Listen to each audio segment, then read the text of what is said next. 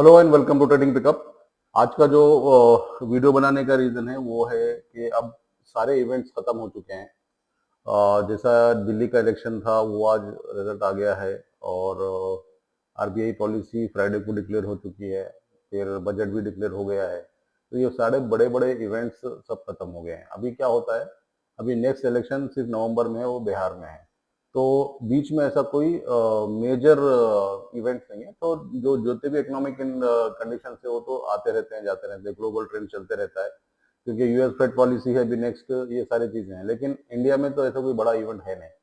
तो अभी जो हमारा आरबीआई का जो पॉलिसी आया है उसके बेसिस के ऊपर ये ये सारे सेक्टर जो है ये फोकस में रह सकते हैं। Real estate, auto, banking and NBFC. तो और तो दूसरा एनबीएफसी के बाद एफएमसीजी भी हो सकता है। ठीक है। तो ये मेजर सेक्टर हैं जो ज्यादा इम्पैक्ट होते हैं आरबीआई पॉलिसी से, क्योंकि रेट कट हुआ है। तो रियल एस्टेट सेक्टर बहुत आगे जाएगा। रीजन क्या है कि लोन सस्ते हो गए तो ये प्रोजेक्ट और भी आगे बढ़ सकते हैं, इसमें बाइंग ज्यादा आ सकती है। जितने भी इनके प्रोजेक्ट जो होल्ड पे थे अभी वो अभी कंटिन्यू हो जाएंगे। और बहुत सारे लोन के फैसिलिटीज इन लोगों को मिल सकते हैं जब रेट कम होता है। तो ये चार स्टॉक जो है, DLF, Lodha, Prestige, Oberoi realty, ये चार स्टॉक आप फोकस रखो।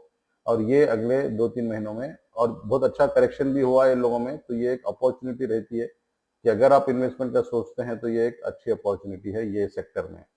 लेकिन थोड़े लोग क्या करते हैं पता है, ये कंपनी के ऑप्शंस खरीद लेके बैठ जाते हैं। ठीक है, which is very dangerous, and ये आपका पैसा पूरा खराब कर देके चला जाएगा। समझे? तो मैं जो भी बोलता हूँ ये एजुकेशन पर्पज पे रहता है। आप लोग अगर इसमें ऑप्शन का डिसीजन लेते हैं तो ये बहुत ही रॉन्ग डिसीजन होता है। ऑप्शन ट्रेडिंग इस तरह से नहीं की जाती है। ये जो भी है आप अपने पास, इवन अगर आपके पास 10,000 रुपए है तो 10,000 रुपए आप इन्वेस्ट करके रखो लॉन्ग टर्म के लिए। और ये एक अच्छा आपको बेनिफिट देता है। मिनिमम 3 महीने तक तो इसको होल्ड करके रखो। ये एक अच्छा यहाँ से रैली में देखने को मिल सकता है क्योंकि अभी बड़े इवेंट्स पूरे खत्म हो गए। दूसरा सेक्टर है ऑटो सेक्टर।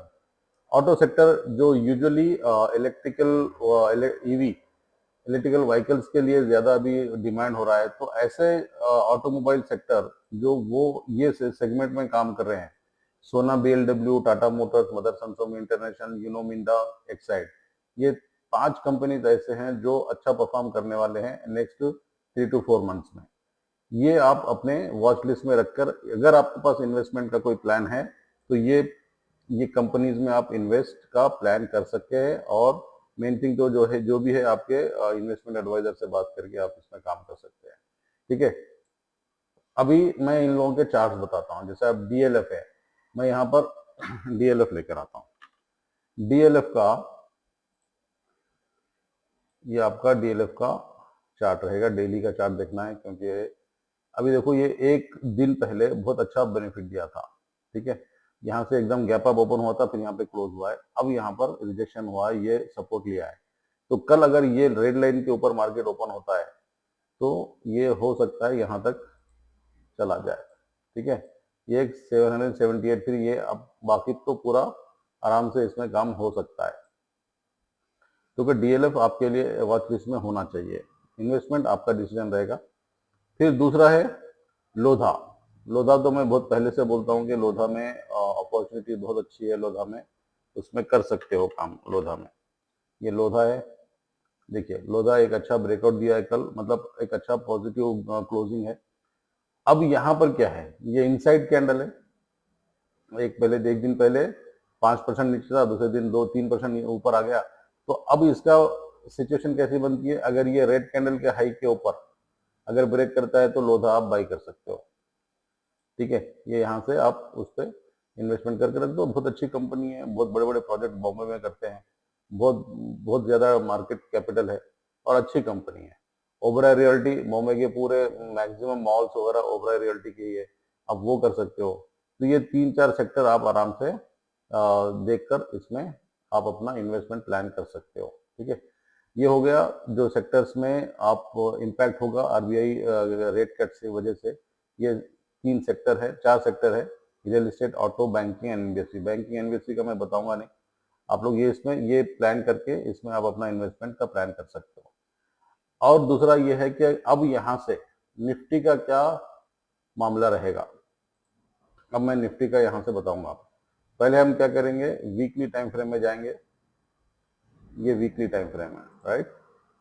अब ये वीक टाइम फ्रेम में आप ये देखो यहाँ पर कितना अच्छा एक गोल्डन अपॉर्चुनिटी बना है ये वीक का, ये हफ्ते में। यहाँ पर देखो ये पूरा बुलिश एनगल्फिंग टाइप कैंडल बन गया है, राइट। ये पूरा बुलिश एनगल्फिंग कैंडल है। नेक्स्ट वीक भी ये पॉजिटिव ही था। अगर इस तरह के कोई यूएस में ऐसा कुछ इश्यूज नहीं होते तो ये वीक भी पॉजिटिव ही रहता था। अब क्या होता है, अगर ये वीक में अगर उसको ये ग्रीन लाइन जो है ना 23,820 अगर ये ब्रेक करता है कल मार्केट, तो मैं इसको डेली टाइम फ्रेम में कन्वर्ट कर दूंगा। अभी ये वीकली टाइम फ्रेम में देख रहा था, तो ये वीक भी अपना पॉजिटिव, 2 वीक से पॉजिटिव क्लोजिंग हो रही है निफ्टी की। तो ये वीक तो 1% के आसपास, 1.5% के आसपास बंद हुआ है। ये तकरीबन 0.5% के आसपास बंद हुआ है। लेकिन अब क्योंकि सारे इवेंट्स हो चुके हैं, मार्केट अभी क्योंकि इलेक्शन का रिजल्ट भी बहुत अच्छा आया है, तो अब यहाँ से मार्केट को एक रैली देखने को मिल सकती है। ठीक है, ये रीजन क्या है कि अभी कोई बड़ा इकोनॉमिक इवेंट नहीं है। अब यहाँ से सिर्फ अच्छा रिजल्ट, सब पॉजिटिव लग रहा है। तो यहाँ से आप आराम से अपने इन्वेस्टमेंट प्लान कर सकते हो। ट्रेडिंग का और ऑप्शन का ट्रेडिंग हमेशा दूर रहो, क्योंकि वोलेटिलिटी इतनी ज्यादा है कि ऑप्शन ट्रेडिंग में आपको लॉसेस हो जाते हैं। तो यहाँ पर आप डेली टाइम फ्रेम कन्वर्ट कर दो इसको। ये डेली टाइम फ्रेम है। अब डेली टाइम फ्रेम में 3 दिन से मार्केट पूरी नेगेटिव है। अब यहाँ पर क्या होता है, जैसा भी मार्केट कल यहाँ से ओपन होगा, तो हमारा पहला टारगेट ये ग्रीन लाइन है। और ग्रीन लाइन से मतलब ये 23,580 से 23,824, तो कितने पॉइंट्स का यहाँ पर हमको है, तकरीबन 142 पॉइंट्स। 142 पॉइंट्स के बाद अगर ये यहाँ से ब्रेक करता है, ये अगर यहाँ से ब्रेक कर देता है ये ग्रीन लाइन, तो यहाँ से पॉइंट्स कितने मिलेंगे आपको, क्योंकि नेक्स्ट टारगेट तो उसका भी यही है। नेक्स्ट टारगेट अभी उसका ये है, यानी 370 पॉइंट्स, 24,200 के आसपास अपना मार्केट जा सकता है ये वीक में पूरा। मतलब मंडे, यानी मंडे क्या तारीख है, मंडे 10 तारीख है, राइट। 10 तारीख से 14 तक ये हो सकता है 24,200 को टच कर जाए। ओके, अभी नीचे आने का कोई चांस नहीं है। हाँ, अगर ग्लोबल देखा जाए तो ग्लोबल में थोड़ी पूरी नेगेटिव क्लोजिंग हुई है फ्राइडे, क्योंकि उसका जॉब डेटा सही नहीं आया यूएस का। तो ग्लोबली पूरा नेगेटिव है, क्लोजिंग हुआ है नेगेटिव फ्राइडे। लेकिन फ्राइडे की क्लोजिंग से हम मंडे की मार्केट का अंदाजा नहीं लगा सकते, क्योंकि पूरा 2 दिन के अंदर इवेंट चेंज हो जाते हैं। तो ये कल आपके लिए क्या रहेगा, अभी इसको अगर आप 15 मिनट में कन्वर्ट करके देखते हैं, 15 मिनट में, तो ये देखिए ये यहाँ से कल अगर ये रेंज में खुलता है और ये टच करके ऊपर चला जाता है, तो अपने पास ये टारगेट है। तो देखो यहाँ से यहाँ तक ऊपर जाने का टारगेट अपने को 234 पॉइंट्स का एक अपने पास टारगेट है। अब उसमें आप 50 पॉइंट लो, 30 पॉइंट लो, वो आपके ऊपर है। लेकिन ये जो जो भी मैं बता रहा हूँ, ये आप लोगों को अच्छी तरह से पता है कि किस तरह से ये ट्रेड करना है। तो फर्स्ट 5 मिनट या 15 मिनट का कैंडल देख के उस दिन आप ट्रेड कर सकते हो। ठीक है, तो ये एक अच्छी अपॉर्चुनिटी है इन्वेस्टमेंट के लिए। इतने डीएलएफ में अब भारतीय तेल तो कितना अच्छा गया था। ठीक है, भारतीय तेल भी बहुत अच्छी तरह से परफॉर्म करा है उस दिन, फ्राइडे के दिन। तो ये दोनों सेक्टर में अब अच्छा परफॉर्मेंस आपको देखने को मिलेगा। एफएमसीजी में अच्छा परफॉर्मेंस देखने को मिलेगा आपको। ठीक है, एफएमसीजी भी बहुत अच्छा चलेगा अभी, क्योंकि बहुत सारे सारे इश्यूज अभी खत्म हो चुके हैं। तो पॉजिटिवली है पूरा, सेंटिमेंट पॉजिटिव हो गया है अभी। फिर भी अभी एक दिन है कल का, बाकी कुछ भी हो सकता है, तो एश्योरेंस नहीं दे सकते, क्योंकि हम इंटरडे ट्रेडिंग करते हैं। तो इंटरडे ट्रेडिंग जैसा मैं बताता हूँ कि वो पहले प्री मार्केट में ही समझ में आ जाता है कि क्या होने वाला है। एडवांस डिक्लाइंस में ही पता चल जाता है प्री मार्केट में कि प्री ओपन में क्या क्या होने वाला है। प्री ओपन में जैसा भी अपने को पता चल जाए कौन सा मार्केट ऊपर नीचे है, तो उसके हिसाब से हम ट्रेड कर सकते हैं। जैसा अब यहाँ पे देखो हीरो मोटो 2.13% ऊपर था। तो देखो फ्राइडे के दिन हीरो मोटो का क्या हुआ है, फ्राइडे के दिन हीरो मोटो, ठीक है, हीरो मोटो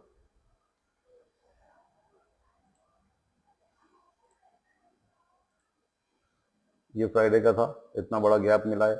अब ये देखो इतना, जो ये पहला कैंडल जो इनडिसाइसिव बताया ना, पूरा दिन मार्केट इंडिसाइजिव रहता है, पूरा मार्केट उस दिन इंडिसाइजिव रहता है।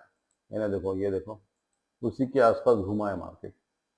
तो हमको पहले से ही समझ में आ जाता है ना कि मार्केट क्या होने वाला है, पहला कैंडल से डिसाइड करके मालूम हो जाता है क्या होने वाला है। तो उसके बाद अपन वो स्टॉक को छोड़ देने का, नहीं देखने का। ठीक है, तो ये इसी में पता चलता है। जैसा ब्रिटानिया है, ब्रिटानिया को देखेंगे क्या हुआ। ब्रिटानिया, ब्रिटानिया इंडस्ट्री, ये देखिए गैप अप ओपनिंग 5 मिनट के टाइम फ्रेम से आप इसको लो एंड हाई एंड लो पे मार्क कर दो। जैसा भी ये लो ब्रेक किया मार्केट नीचे, सिंपल सा कैलकुलेशन रहता है, उसके अकॉर्डिंगली आप ट्रेड करना है। ठीक है, तो ये 3-4 पॉइंट्स है जो आपको माइंड में रखना है वाइल ट्रेडिंग। उसके बाद फिर आप अपना डिसीजन ले सकते हो पूरा। ठीक है, थैंक यू वेरी मच।